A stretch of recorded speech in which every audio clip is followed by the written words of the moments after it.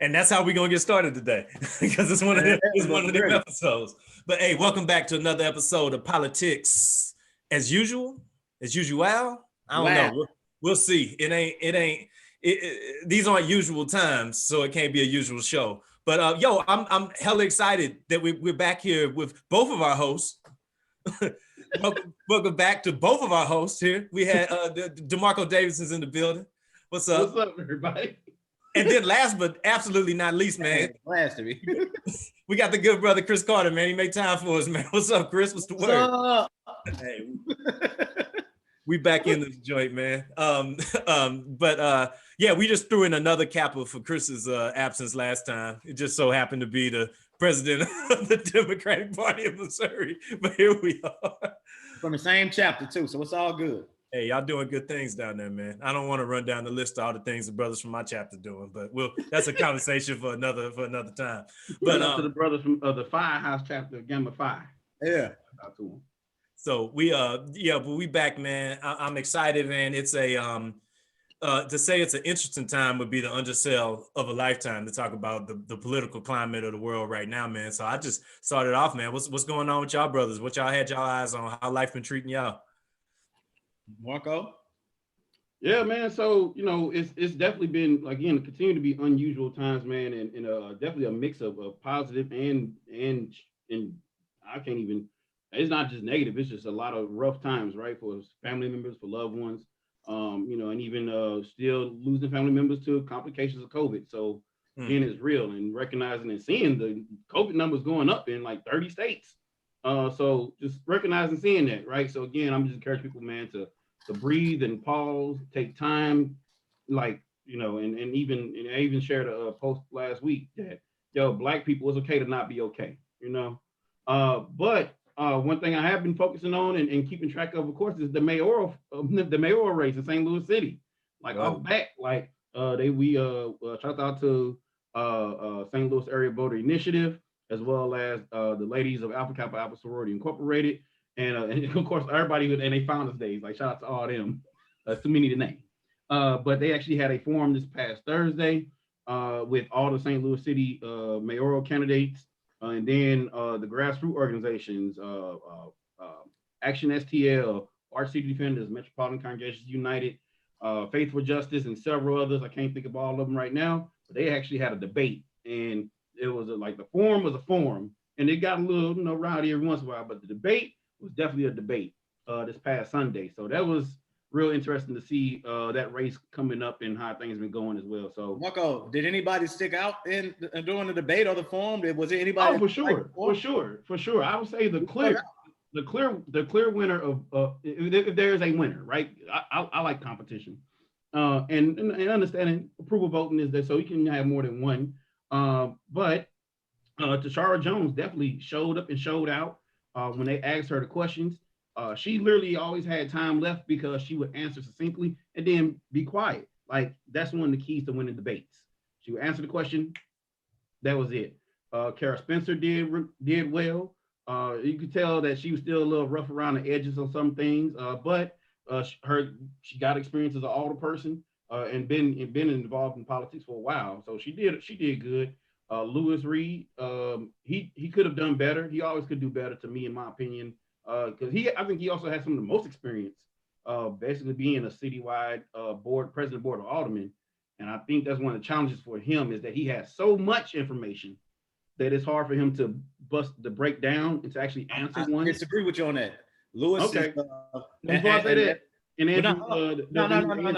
Andrew Jones, who's a Republican, right? Because mind you, this is nonpartisan in the primary, right? So we probably never would even heard of this dude, but he's in this race with all these other Democrats now. And he's a Black guy who is apparently a business professional, but he's real heady. He's real heady and keeps talking about plans, strategies, and he comes off as everyone else don't have a plan, and that's why we need to make one. So, and he doesn't articulate to me, in my opinion. But listen, Marco, ain't that what I mean? We want to hear detailed plans. We want to hear the details. Yeah. So Tashara would do that. Who's not giving details? Tell me right now, because you said that Lewis, and I love Lewis. You said that Lewis has too much information. I think that we should be hearing detailed plans about who we want to run our city. We don't want to hear the vague answer that folks always give. We want to hear detailed, extreme plans on how we're going to end poverty, how we're going to increase education for all.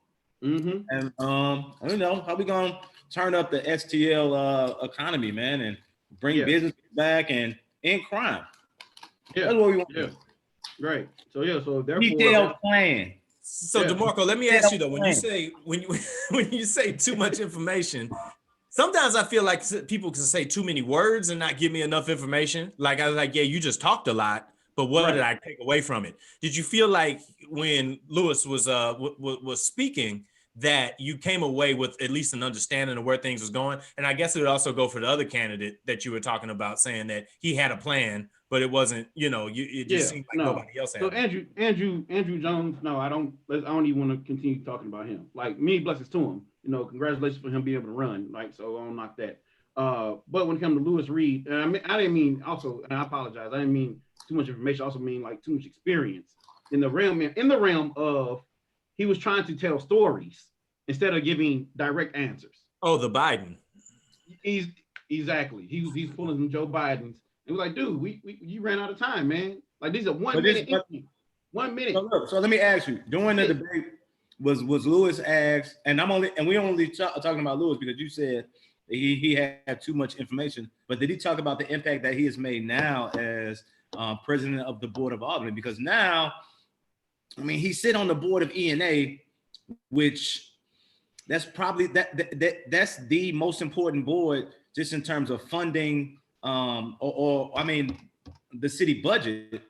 That's the most important board that makes a majority of the top budgetary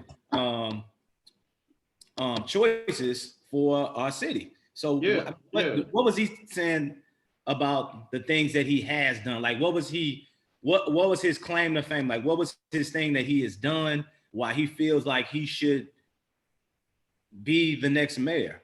Right. So he shared some of that. He did do that. I think one of the other challenges was he also was trying to take shots at Kara, and all in 1 minute. So he would say like, Kara ain't doing this, Kara not doing that, but this is what we tried to do, and by that time he was getting muted. So he break down, like I said, and that's what comes in the experience. But again, he was trying to tell them in story mode and not this is what we've done, this is what we could continue to do, and I can do this as mayor. And that's always been my challenge with Lewis Reed. Like, and I respect him because again, he's been in office for I don't know how many years. I respect that. But you already the president of the Board of Aldermen. You already one of the top decision makers in St. Louis City. Like, he controlled the legislation that moved through the city. So he should be able to name some key legislation that he has moved forward to move our city forward. And if he can't do that, right. And that's also, I think this is one of the challenges, is that we often don't know the bill codes and the number codes. Yeah. He's doing that quite a bit too. So I think for this is a lot of times forums, debates, things like that are usually for the uninitiated, right? Or these aren't the political heads that know these things. And so this is one of the challenges I think Lewis Reed has. He's going to have to figure out how to get over that, because some of the things he ended up talking on people's heads.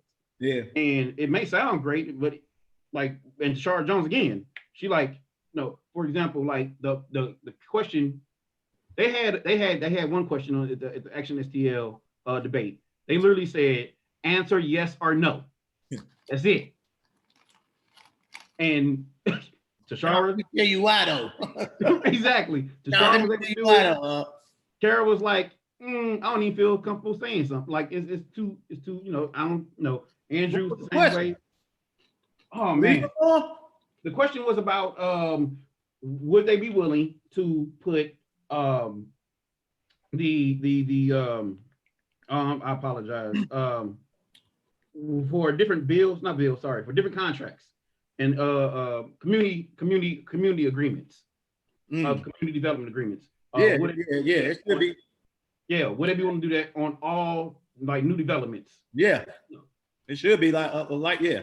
Tashara said yes. That's an easy yes. That's an easy yes. So let me yes. ask you, Demarco, let me ask you about this. Do you feel like you saw any difference in some of the candidates that have run in the past this time around? Like, did you see some of that experience from taking the loss last time, that it turned around any differently this time around?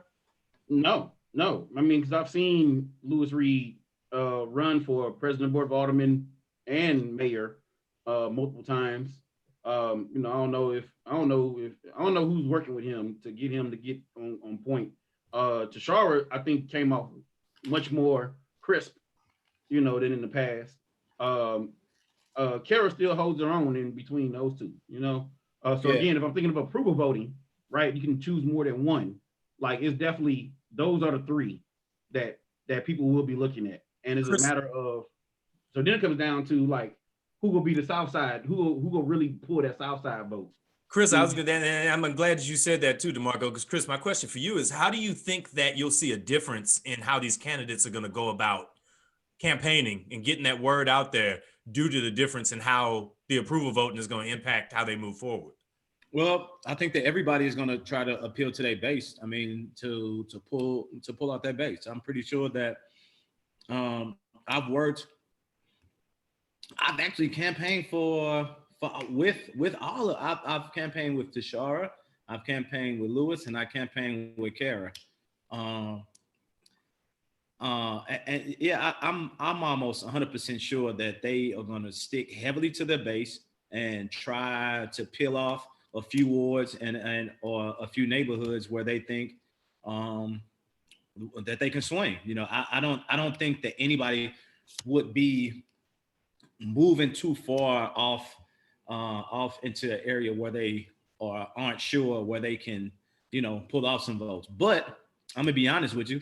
The last time that I canvassed for Tashara when she ran for treasurer the last time with her, side by side her, and we canvassed in Kara's ward.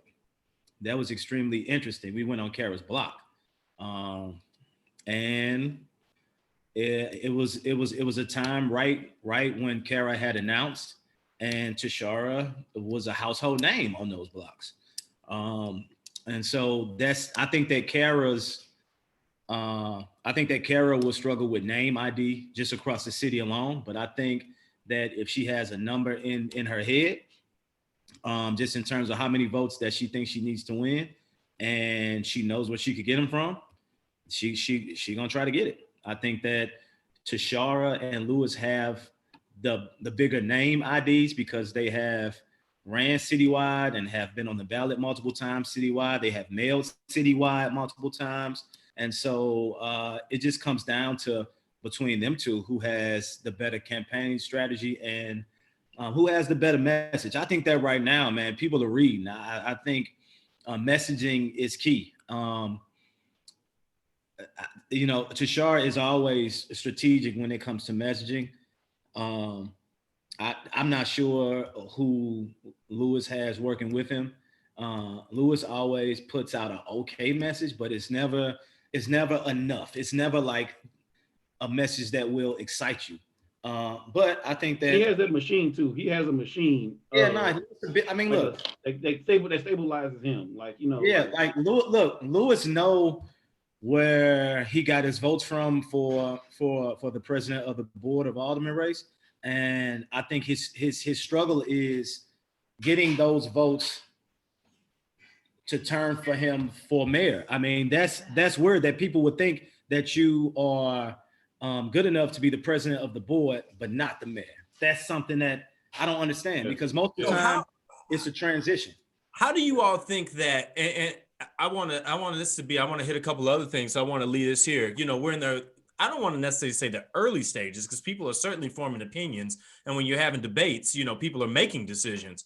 How do you think that still the environment we're in with the pandemic and with the social distancing and things like that, people are going to be able to cross those barriers and get in front of people that maybe they wouldn't usually be in front of? Like, do you believe that the candidate that navigates both the new terrain of the approval voting and figures out the key to campaigning during the pandemic is going to have a bigger advantage than any other?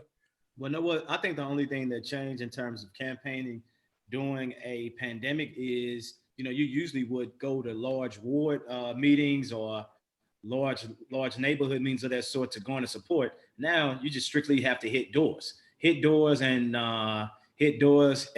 email accounts and mailboxes. That's your only form. But I still believe that door to door will always be the best.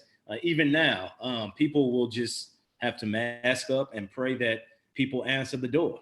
That's it. Yeah. And they got to make sure that they target the right base. I think that that's always key, especially now. Like I said, but I think for me right now, it's just not exciting. I mean, and I'm pretty sure I'm gonna get some drawback from that, but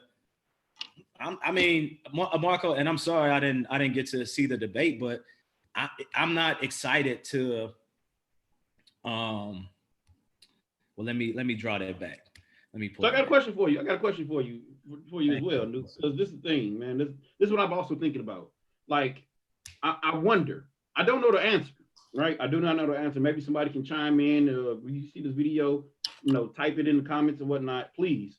I wonder, is there an actual, like, people may not like this, but just I call it a pro-white base of people who like are really going to just stick with the white candidate just because of pure whiteness in St. Louis. I don't know. I do not know.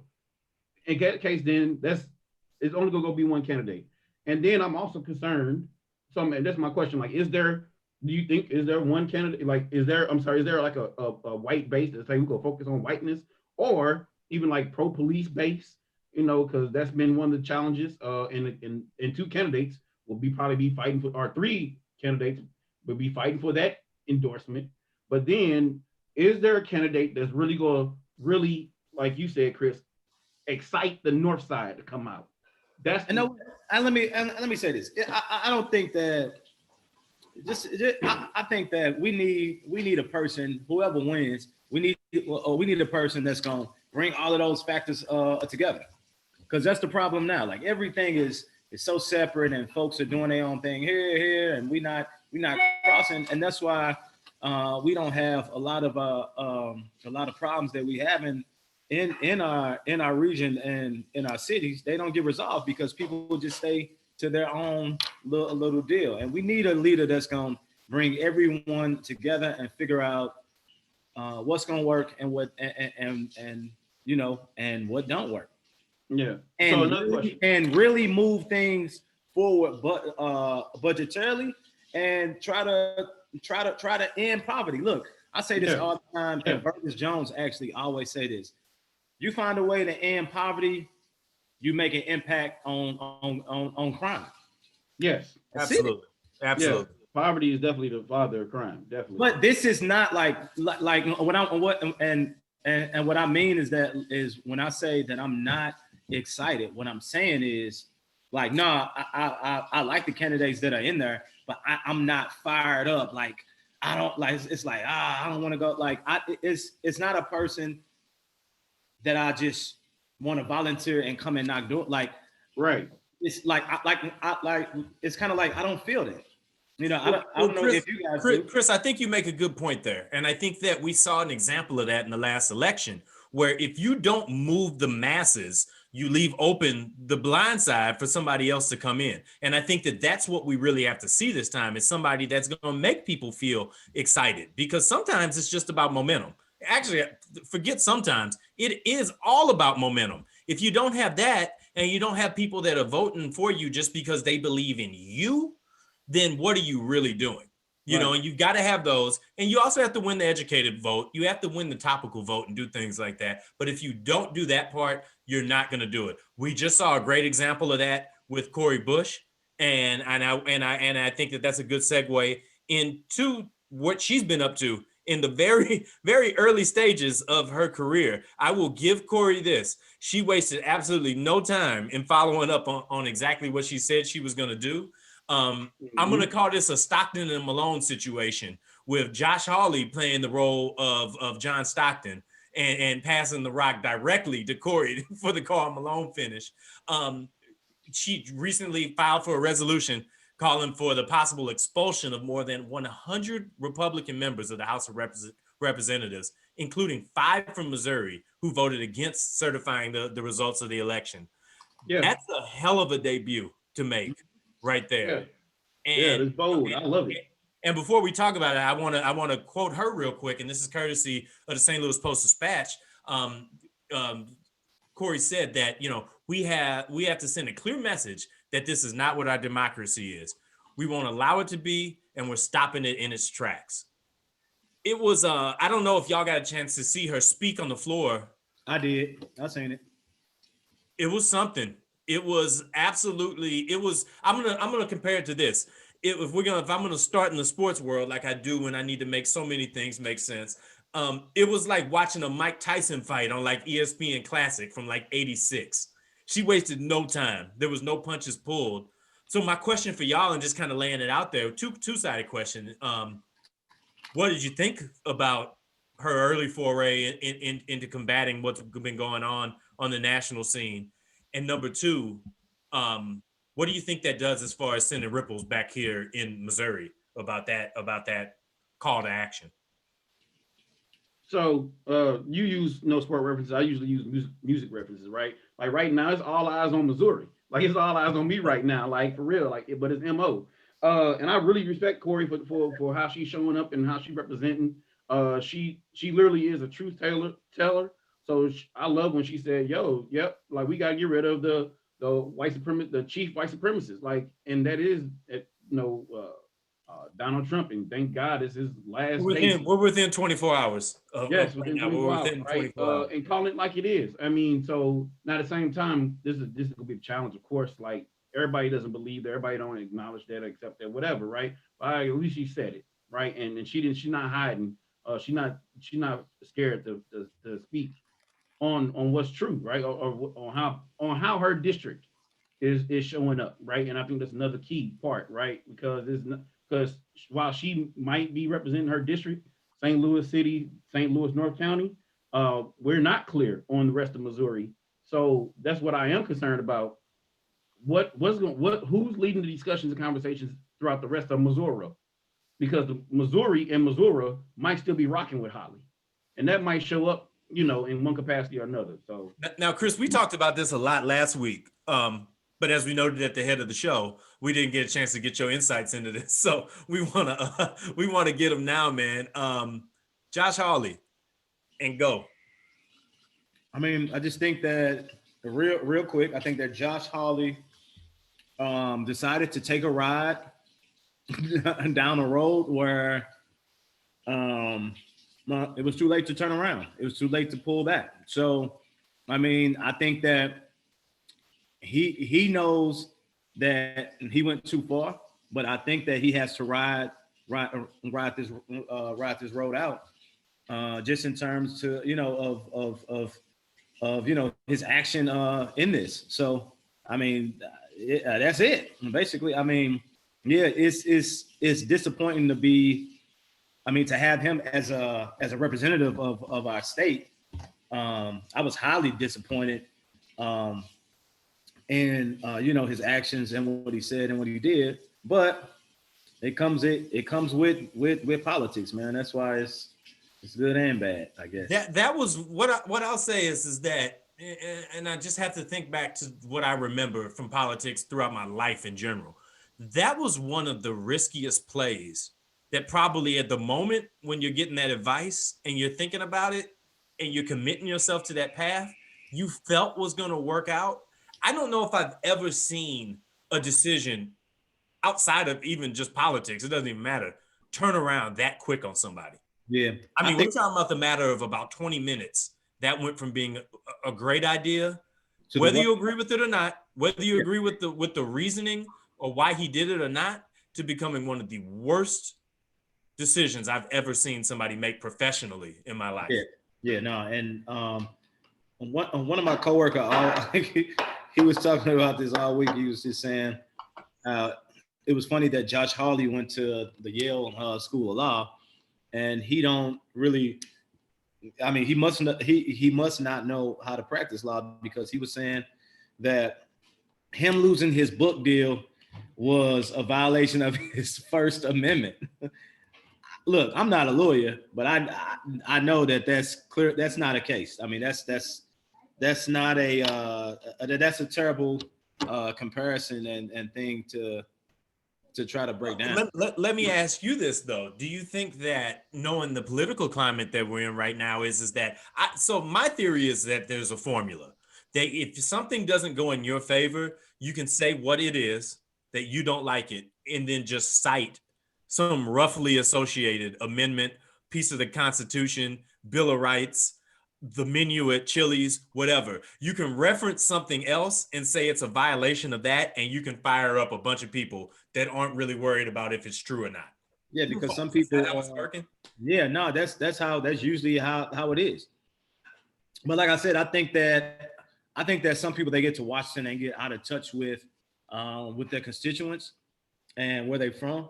I think that Josh Hawley got to Washington and jumped on the Trump train too quick. And I mean, really forgot about all of his constituents. But then again, I mean, Missouri is a weird place. I think Marco always used a comparison to Missouri or Missouri, and I think that Missouri may have supported his actions. Now here locally, where we live, nah, we gonna write it on the street and resign. We gonna go crazy. But right. I think that in his part of town, where a majority of his votes come from, they applaud that. So, and that's what I'm concerned about. Quietly, right? Though, quietly. Right. And that's what I'm concerned about. Like Josh Hawley. So Trump, like he didn't jump on the train. Like he was already on the train. Like Trump was coming and doing fundraisers with him to be able to defeat Claire McCaskill. And in the same primary and the same election that Josh Hawley won, that same election that Josh Hawley won, Missouri said, yes, we want medical marijuana. Yes, we want an increase in minimum wage. Yes, we want democracy reform. And yeah, we want Josh Hawley too. And Josh Hawley was against all three of those things. This is the issue. That's what I'm saying. That's why I'm like, I don't know if this was a death blow for him, because he still has that base, right? And I know there are grassroots organizations, including the one I work with, who are having race class narrative transformative conversations throughout the state. And what we found is that some people, again, that media diet, I talk about it all the time. When it's crazy, even when Fox News was saying, yo, Josh Hawley went too far, right? And at the same time, that like the fact that when they're talking about the insurrection, they're talking about the failed coup, they still talk about it in a sense of these people did something brave. These people they're patriots. Like, no, like, and the fact that Josh Hawley was still saying going against the election results. This is why Representative Cori Bush said, like, you're going against democracy now. This is not about Republican or Democrat. This is about democracy. Even Trump appointed judges said, man, get that case out of here. And they still was like, nah, they lying. Like, so that's disrespectful to the lawyers, to the judges, to the taxpayers. To me, that's the ultimate disrespect that is coming to all these challenges. And states verified these election results, and they still saying, nah, just because our person didn't win. So that's frustrating. And now again, because somebody died, I thought that would have been also something different too, right? A white woman got killed. They still was like, and a police officer got killed. They're like, and so that's and the point. All right, so I'm glad that you said that, Marco, because there's two things I wanted to get y'all opinions on as well. I want to go back to another thing that happened around Congresswoman Bush's statement saying that, you know, I want to give credit to Catherine Clark, who spoke up in the same way as that. And Catherine Clark, who spoke on the floor into the same tone as Cori Bush did, saying that she didn't get booed, however. You know, she wasn't booed for condemning white supremacy in the same way that Cori Bush did. Now, perhaps maybe she didn't do it to the same tone. We all know that there's very few, if anything, in the universe that can get his point across like a black woman. But and she absolutely did it. And I'm going to tell you this, and I'm going to say this with all the love in the world. When Cori Bush went on the floor and said what she said, I got the vibes I haven't gotten in an environment that I didn't expect to see them, like since 3-6 Mafia won that Oscar. I was like, this isn't what I'm used to seeing at this, but this is incredible. This is great. More of this, please, please, please. I want more of this. But Marco, to your point, the divide is clear, but it's clear, however, it's not. And this is one of the things I'm really interested in is the Republican Party right now. And I really need to, one of the things I really have been disappointed in this pandemic is that I haven't had the opportunity to talk to as many people unless I seek them out. So I haven't had as many conversations with people that I would just come across that maybe don't see things the exact same way I do. But the Republican Party, maybe this is a true or false, one of those yes or no questions like you had on the debates. It's two different things for sure now. Yeah, definitely. It's definitely two different elements now. And the fact, one, we already hearing that people are saying, oh, like, oh, we're starting a new party. Or they got a term now. They call it Rhino, RINO, Republican in name only. Like people are saying, like, oh, you're a Rhino. Like that, they are literally they going at it. But ain't even locally, we talked about it before. We still got the Greiten camp versus the current governor camp. Like we still got those two Republican camps still going at each other, even locally. I don't know where Josh Hawley falls in that. I don't know if he with Parsons or Greitens. I don't even know, right? But we are seeing that happen. And yeah, I would say Josh Hawley falls whichever one of those camps he thinks he can capitalize on at the moment. Chameleon. He's a chameleon. He's gonna go with whoever it is that's with him in that moment. Because Greitens and Parsons are two very different things.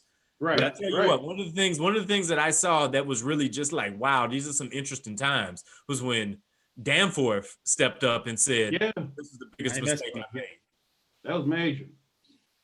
Like, so Chris, like, let me ask you that, Chris, like or maybe it's major, it was major to me. How major is it for like somebody who was a well-loved senator or a well-loved rep come up and actually say, this person needs to sit down? Like, what does that have an impact? Or I mean, it depends on who it is. I think somebody with the reach of Danforth, that's huge. And then Danforth, I think, was like a mentor of his too, which makes it even more personal, and it makes it more worse for Hawley, because I mean, I'm pretty sure that's going to impact him. Just going even further with just in terms of donors too. I heard that his number one donor backed off of him too. And so I think you're gonna see a lot of people back off, but still, Josh Hawley ain't going nowhere. We stuck with it. Yeah, I don't see the path. Book deal, by the way, he has another book deal too. Like somebody came like, oh, I'll take that. This will be a money grab, So yeah, you're not going anywhere. I think it's up to us. I think it's up to the Democratic Party to put forth a candidate that can actually win. That's something that the Democrats in Missouri always fail at. Like, we pull somebody up.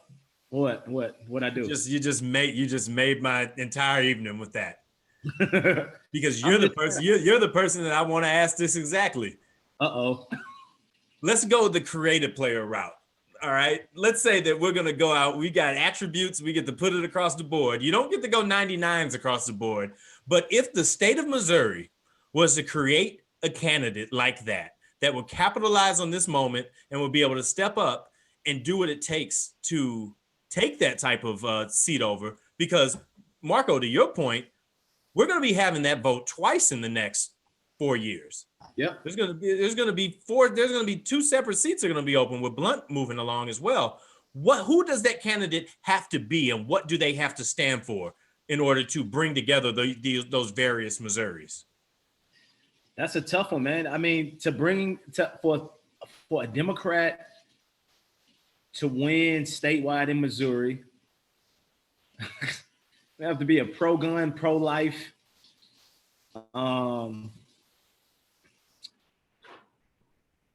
pro-gun, pro-life moderate. basically a blue dog Democrat, which in some folks' eyes, it ain't, it's too far right.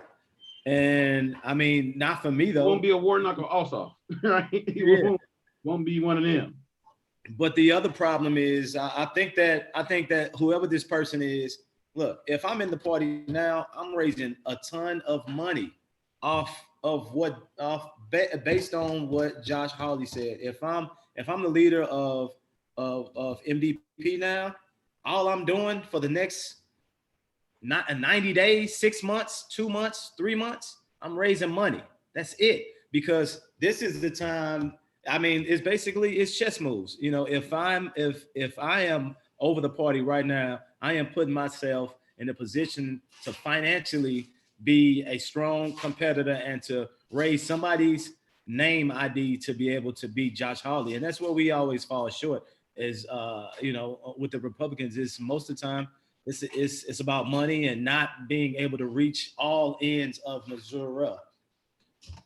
And the ears, I think that the ears in those parts of Missouri, whichever part you want to get to, they're just not open. And no. I think that Missouri is a textbook example of a place that has borders. Like, what's the point?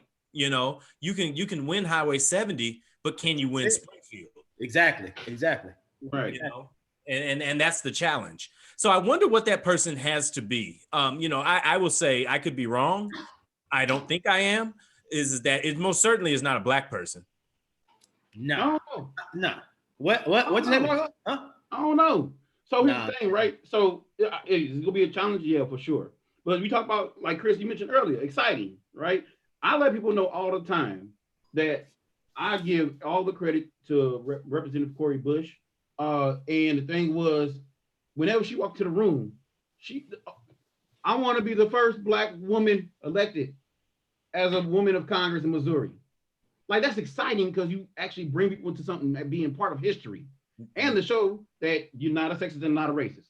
Like, she had that down, and I'm not knocking her for, like, I can't take that away from her, right? Like, yeah, I wanted to be a representative in Missouri when I ran, but I'm just replacing one light-skinned dude with another light-skinned dude in the first district. Like, it wasn't exciting, right? And I admit I failed in that capacity to make certain things exciting, right?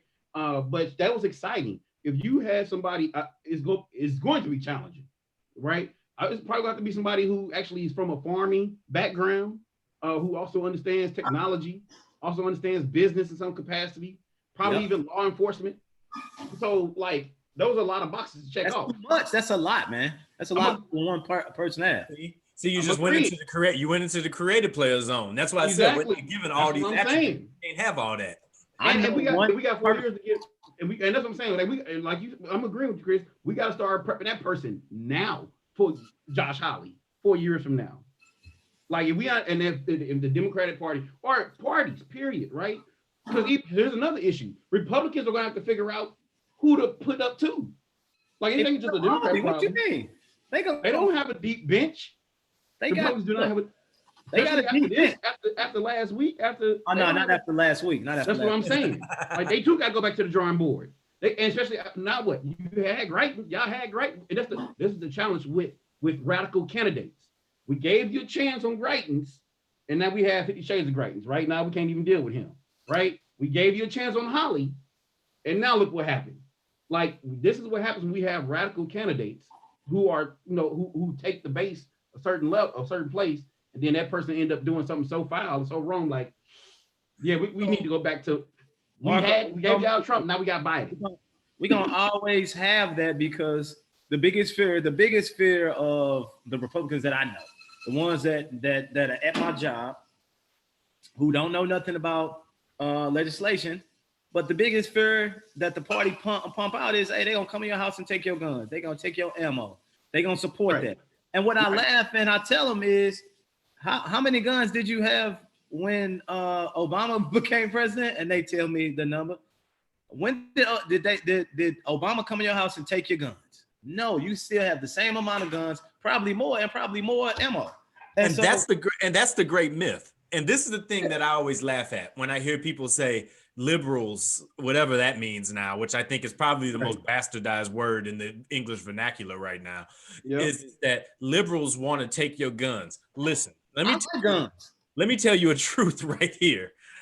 Almost every liberal I know is tooled up right with you. If you want to, here's a place. You say you got to meet in the middle. People got to meet in the middle to get over differences they've got. If you want to meet in the middle, go meet at the range. Because everybody there going to have voted. Cut you off. Right. But let me tell you something. The Republican Party does a great job at igniting that fear. If they just keep that fear on you, oh man, they coming. Did you see that? Did you see that on the news? Man, you can only buy so much ammo, or they ain't even selling ammo no more. Right. And I'm telling you, like, dude, I hear it every day at work. Like they talking about they can't get a bump stock, they can't get a binary trigger. Next thing you know is, this, that, and the other. And that's the Republicans' bread and butter, is playing to people's lower fear. So and again, like, it's MLK Day. Love conquers hate. Like, it's going to have to be somebody that's going to have to be able to deliver a message of getting rid of, stop living in fear, and let's live into a Missouri where we actually can. I know it's going to be challenging, man. I'm agreeing with you, bro. Nah, this is what I think. I think that it's going to have to be somebody who walks the line. They literally walk in the line. Like Clara walked the line a lot, and that's how Clara won. What you shake your head for? That's how Clara won. Like, she wasn't. So it's the first time she ran. Who she ran against? The dude who said some rape is consensual. Like that sunk him. But look, that was a wrap. Like, so I mean, I respect, shout out to Claire as well. Like, this is what I'm saying, Marco. Her messaging, people like Republicans they felt fine voting for her based on her messaging. It was safe. It was safe messaging. And was she also the first woman congresswoman of Missouri? No. U.S. Senator? I'm asking. No. I don't think so. No. I think it was Winnie Carnahan's wife. His wife after he died? I don't know. So she's the first elected? I don't know, man. Don't ask me no history, man. I don't know. So I know Matt looking it up. So Matt, look it up, Matt. I'm on it. Because if so, that was one. Hey, man, I look paper as a one. He asking me all this. They always told me if they ask you too many questions, there's always a way out of that. But that's a different conversation too. Right. Hey, look, my computer broke. Nah, I think look, Marco. I think that here in Missouri, we are a long way from electing a black statewide, and we've been saying that for a long time. I think years ago we had one person. I think his name was Alan Wheat. And Alan Wheat, they end up working the deal and giving him a job, and that was his way out. He got paid. So yes, yes, Claire McCaskill was the first voted in. Woman that was first. That's exciting. I'm telling you. So I'm agreeing with you, man. Like, I'm agreeing. You talking about exciting, right? To be part of something bigger than themselves. It's challenging. I think it's got to be, if I had to answer my own question, and I think, and whether people admit it or not, aesthetics matter when it comes to running for office. You've got to get a white woman who is attractive enough and is between the ages of 30 and 40. Look at you. And she got to say the things that the people want to hear that isn't Highway 70. And it's got to be enough to sway people. So I agree with both of y'all, kind of. you got to have it. Because we can't sit here and act like representative politics don't exist. They do. Right. Especially in a place like this. Yeah. So, and somebody told me a story today about now U.S. Senator Raphael Warnock. They said that he actually came here to Missouri for like an event at Moore Square that was based out of Kansas City. This is about, I don't know if they said this was 10 years ago or 5-6 years ago, but when they asked him, like, what is his self-interest? What does he focus on? He literally said, I want to be the first Black U.S. Senator from the state of Georgia, or under the Mason-Dixon line, something like that, right? But he was working on this 5, 6, 10 years ago. He didn't decide out of nowhere, oh, somebody died. Oh, I'll run now. Like, hey, pick me. Like, this wasn't, he was planning and working on this for years. So I'm agreeing, Chris. Like, and we talking about, and I'm saying in our lifetime, we'll see a black U.S. senator from Missouri. But who? Hey, we got that's hey. Comment, hey, everybody, if you watch this, comment who y'all think should be it, right? If you think it's gonna be you, if you think it's gonna be you, hit me up. Corey Bush could do it this time Right, around. hit us up now so we can help you. Yeah, exactly. If you think it's gonna be you, hit me up so we can get started on that. You know what? I'm more so excited about who running for alderman in the 21st ward. That's an exciting race too. That's my boy right there. Like, look, I'm for real. Like, that's the time. I mean, I don't know, man. Yeah, I don't see a lot of hope in us gaining traction. And when I say us, I mean Democrats in the state. I think that the party has seen this plenty of times where a Republican has done something or said something that was stupid, and we have not capitalized and in Matt's reference and hit a home run. We ain't been hitting home runs. We did not take advantage of the fumble. Exactly. Or we ain't. Yeah. So and that's a criticism of the Democratic Party. I think that extends way more than just Missouri. The Democratic Party far too often is satisfied hitting singles as opposed to trying to hit home runs, whereas Republicans have no problem striking out trying to hit the home run, and that's the difference. Babe Ruth versus Moneyball. Before we turn the corner from this part of the conversation to the last thing I want to hit for this episode, though, the thing I'll ask is that we talk about the Republican Party figuring out its different parts and what happens with that. How's that going to work for the Democratic Party too, though? Because we can't go back, we can't get to January 2021 and not realize that 4 or 5 months ago, if not longer, well, probably about a year ago or so now, that there were at least 2 very different versions of the Democratic Party. And all of them were manifesting in Demarco's comments on Facebook.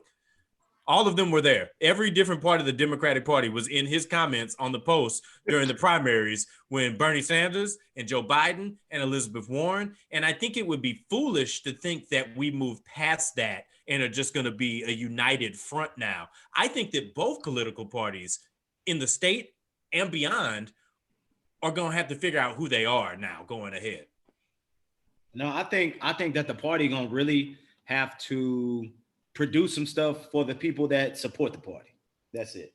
And I'm gonna just say that, like, I think it's time for people who have supported the party for a long time, for years. It's time for us to reap some of the benefits of their support. I think that has to start with the demand from the people, though, to not let parties lean back on identity politics, though. Just assume that I'm going to show up for you because of what I look like.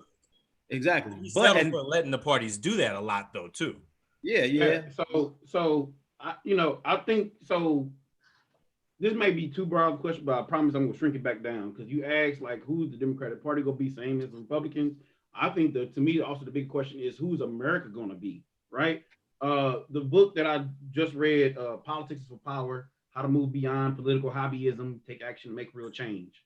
That's a book, right? Time out, Marco. I want you to make this point, but I also want you to notice that Chris just shook his head at you when you said you read a book. So I just want to say that. I know. It's okay. No, right? That's all I would say. You always care about America. What about I care about Black folks. I'm getting there. All right, let me hear it. Yeah. So one of the key things, right? That's actually showing up differently, and especially with Black folks. And again, this MLK Day, right? So let's keep it super 100. At one point in time, there are different levels: charity, advocacy, activism, and then organizing, right? We saw the charity is going to happen. The advocacy, people speaking up for others, that's good. That's different, right?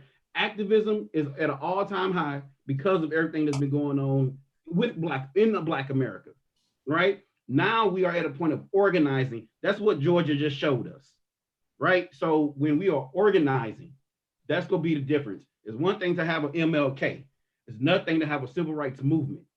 When we are looking at what the Democratic Party gonna do is going to be how are they bringing in the elements of the current modern day civil rights movement. If they're not doing that, we are going to continue having this, oh, let's just get somebody just to pacify the moderates, the people that Martin Luther King talked most about. Like, these are the most dangerous people. The white moderates, the white conservatives, the ones that are on the fence, that don't want to be called racist, but then they're going to stop the racism.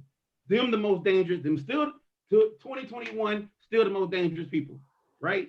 Even after all the radicals in DC, the ones that stayed home and said, oh man, that's messed up. So what's next? Like, click, like, no, we need y'all to go talk to y'all cousins, right? But for us, for black people, for black America, the Democratic Party ain't gonna save us. I said that last show. It's time for us to organize, no, not just being keyboard activists. You said that to Mike? You told him that the party not gonna save us? Yeah, I said that to Mike. Yes, I mean, I ain't say it to Mike. Yeah, man. Hey, slow up. So, but because literally, and again, mind you, anyway. So I'm agreeing that it now is about organizing. Whoever actually organizes and actually work towards those changes. So the 21st Ward got real problems, right? Which alderman, which candidate is going to actually bring forth those solutions? John Collins. And who? John Collins. I hope he does well. My cousin is Tachara Masipa is also running that race, and several other people, several other candidates. So with that being said, like, so we really should have all the candidates from 21st Ward come on as well. We gotta definitely have a forum debate with them too. And then it's gonna be about which Democratic Party can say, look at what they did in 21st Ward in St. Louis City. Look at which mayoral candidate really took a hold and excited the North Side. This will be up to the Democratic Party to find people like that. That's what's running away. Look, you're running away from the number one thing that Matt wanted to look. What can the party produce for African Americans? What can the Democratic Party? We constantly come out. What do we have to show for it? They can't. The party. That's what I'm saying. The party can't produce shit for them. The party can't. What can they do? I thought you worked for the church organization. For Metropolitan Congregations United. But look, and again, so listen, Martin King used to carry a gun, so screw that, right? That don't make him. Right? And Jesus beat people up out the temple and said, "Get the hell out," right? Including demons, get the hell out, right? So, but I'm being serious, right? Like, when it comes to what can the Democratic Party do? Again, work with those who are organizing in the Black communities. And that's literally, again, we talk about Georgia, Stacey Abrams. It wasn't just Stacey Abrams, of course. It was all the different grassroots Black woman-led organizations that won Georgia. Flat out. That's what the Democratic Party can do in each state, and figure out who those people are in each state. In each state. That's the difference. So not on national state. That's my opinion. That's your platinum plan. That's your ice cream platinum plan. No, hey, I'm a nuke, man. It's always gonna be diamond playing. It's always gonna be nuke. Always gonna be diamond. All right, y'all. So I want to ask y'all this too, and this can apply to the nation. It can apply to Missouri. It can apply to St. Louis. It can apply to your ward. However you want to break down the question. Today, this show's coming out. Show's coming out on January 19th, 2021. Day before the inauguration of Joe Biden into the office of president. We don't know what that's going to look like. We hope for the best. We might not get it, but we hope for the best. Going back to 2016, stopping where we're at right now and then looking forward over what that 4-year term is going to look like. What do you think is going to be where we were at in 16 compared to where we can get by 2024? Marco, go ahead. No, go ahead, Chris. Go ahead. Okay. I mean, I can go if you want, but I mean, I think it's I want to hear. No, so I'm thinking about Joe Biden, and I'm thinking about also where we are at. I don't think we're out of the woods when it comes to and it makes me cringe. I don't want to hear unity. I don't want to hear unity. I don't want to unify with those who think that it's okay to uproot democracy and not respect election results. So we're gonna be wrestling with that for probably several more months. I'm looking forward to those 2 years where the Democrats really do have top down, like pretty much like the presidency the Senate and the Congress and the House of Representatives. I'm looking forward to that. And again, I encourage people locally to put pressure on your representatives and your U.S. senators to make sure they understand to get these bills passed. This is the year of not just activism but organizing, and knowing that there are more organizations actually doing that. I have hope in that as well. Again, Biden, I'm looking for him to bail out certain industries that got beat up because of the pandemic. I'm looking for him. I'm looking for more people to put pressure for student loan reform, the student loan, canceling student loan debts, and raising up the green industries with the hopes of making the planet healthier, but also knowing that that's also where the money at. That's where the money at these days is in green technology, and unfortunately, artificial intelligence is also increasing. So I wouldn't be surprised if that is some more information about or more bills on how we start interacting and living with artificial intelligence in our manufacturing plants and everywhere else on a daily basis. Um, and then politically, um, after Obama won, like we saw like immediately within 2 years the backlash. I don't think Biden is going to stir that same backlash as Obama stirred up. Uh, but Kamala, Vice President Kamala Harris, might do some stirring, might stir up that frenzy that might come out. So um, I'm not going to say this is like '08. It's definitely not like 20. It won't be like 2010. It will be something different. But I think it will be still challenging. And again, it's about who's going to really listen and get those individuals, get those people in these rural areas to really see, to not live in fear.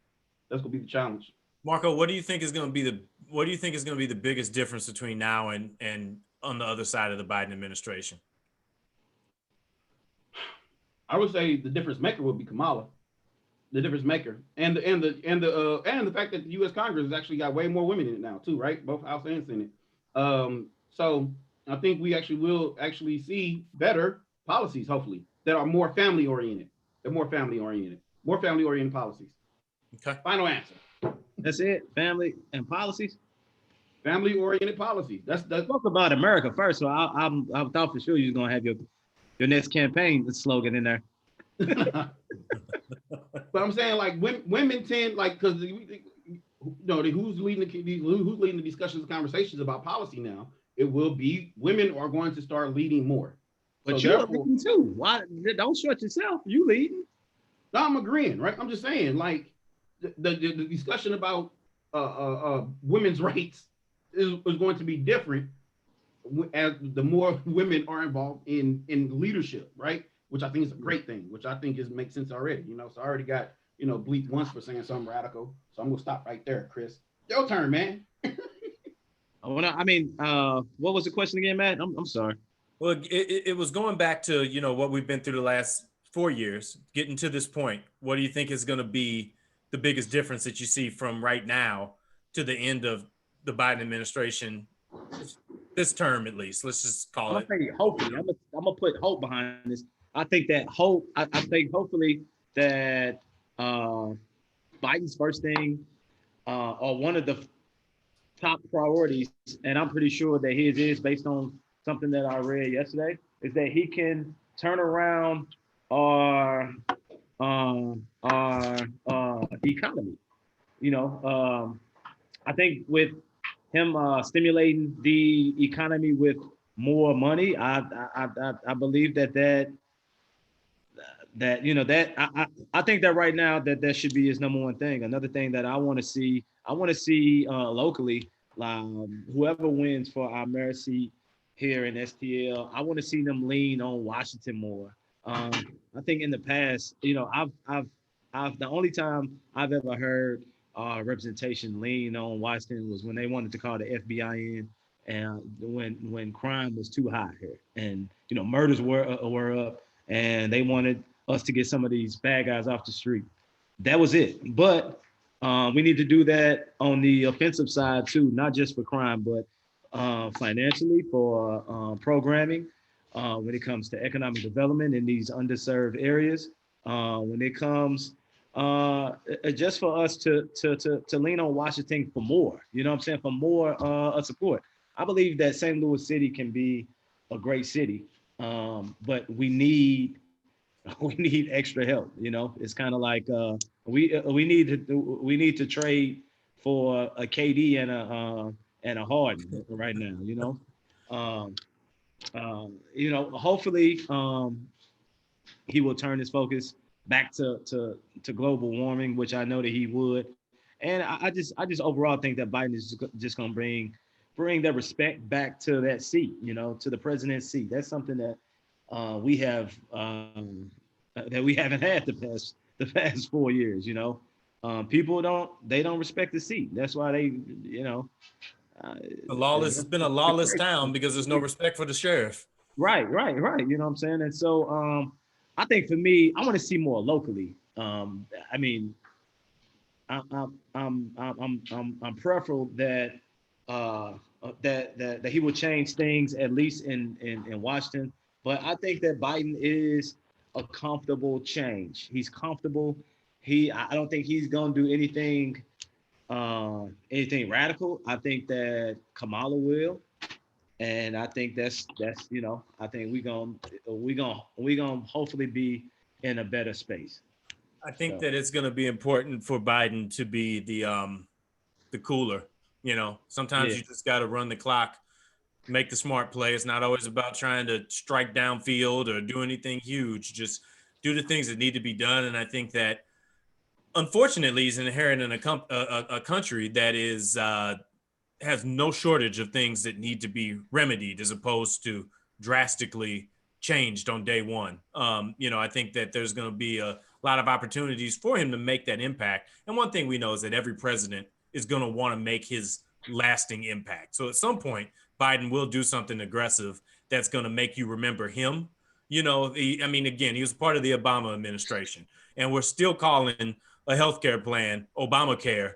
right. And some people still don't know that still is just really the Affordable Health Care Act. So we'll see what happens with it. But Chris, I do like the point that you made about St. Louis. I think that on a local tip, St. Louis is certainly at an important precipice right now too.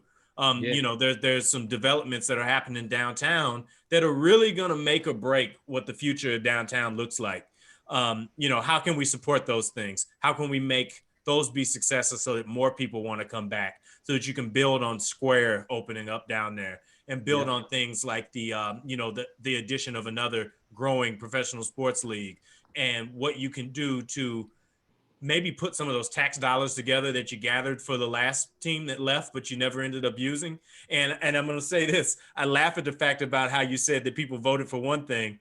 Josh Hawley, I think we were talking about how you voted for everything against Josh Hawley, but then that Josh Hawley was against, but then voted for Josh Hawley. Yeah. Well, we voted for a tax break that was going to support a stadium, but then didn't vote for the stadium.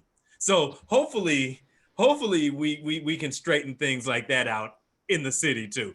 Hopefully shows like this could give a little bit more of that. This is what we're really saying education too over the next 4 years as well. Yeah. I mean, especially at the end of this year, 2021, like the boundary lines of the St. Louis City wards will be reduced and redrawn.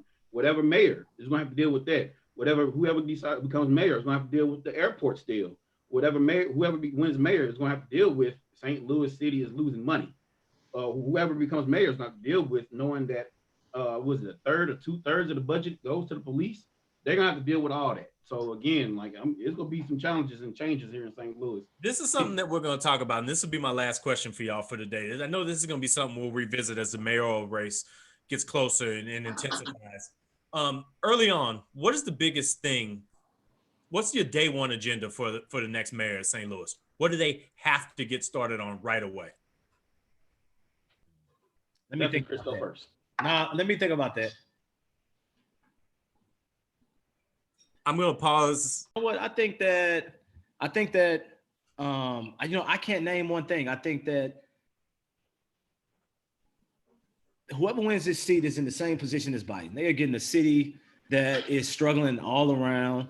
and needs a ton of help. I think it's going to have to be.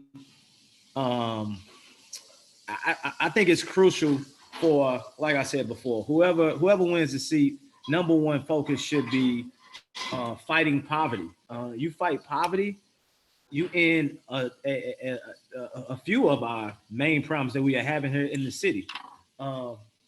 Just in terms of, like I said, crime, economic impact, and just the lack of education. I think that it's not one thing that I want to see. I want to see somebody who I know, like when I vote for this person, they are gonna create change in our city. And I want to hear a detailed plan before I vote. That's it, man. I mean, all this, well, we'll see. But I'm gonna say this too. If you in a seat right now and you can make an impact on the stuff now, and you're not, why would we vote? Why should anybody vote for you? Why should anybody vote for you to be in the number one spot? If you're not making an impact now, and you can, what makes you think you can get the number one spot? There's no light switch to this. You got a chance to show it, do it. Yeah. I just don't understand it. Yeah. So I would, I'm right there with Chris. So with that being said, it's not just one thing, but I will say, number one, get your team together. It better be a team of competent, community-oriented people that's gonna rock with you, right? Because I'm gonna tell you how I'm working on. I'm gonna cut you off for 2 seconds. My wife hate when I cut people off. That's cool. I think whoever wins, or whoever running now, somebody needs to give Antonio French a call. I know a lot of people don't want to give French his props, but French had dope detailed plans for the city, and he knew what he was talking about. Maybe some people need to give him a call to talk about those plans that he had, because those same plans will work today. Yeah. So Marco. And having to make tough decisions like that, right? So, because it's not just about the team, it's also about the appointments. That's the thing about mayor, and I think that's why some people are running, to be able to have the ability to make those appointments. And then it's about making the city profitable, make St. Louis profitable again.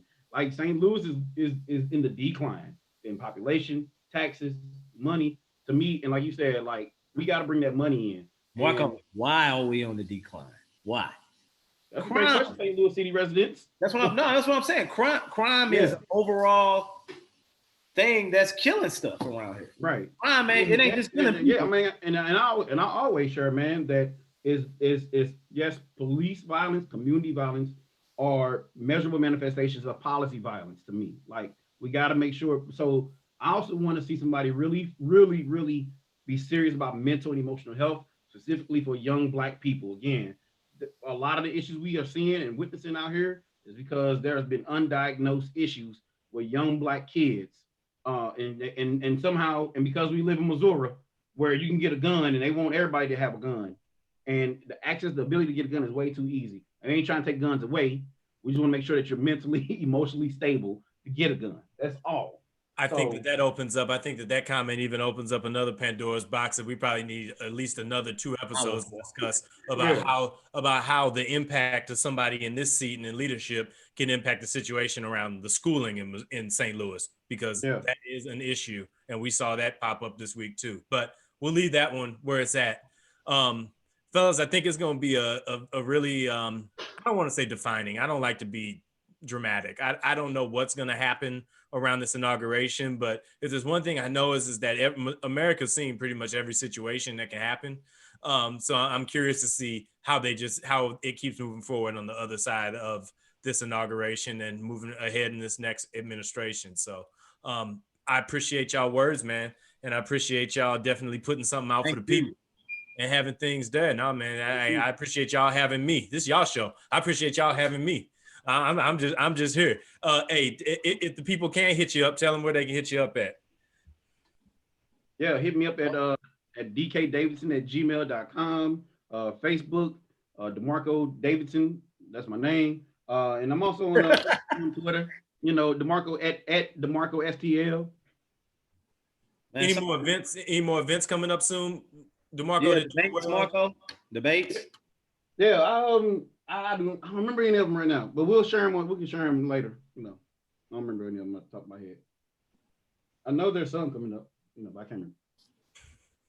Chameleon Chris, what you got? They can find you too somewhere. Yeah, I don't even know none of my stuff though, which is weird because I was on Twitter, but I got hacked, so I don't know.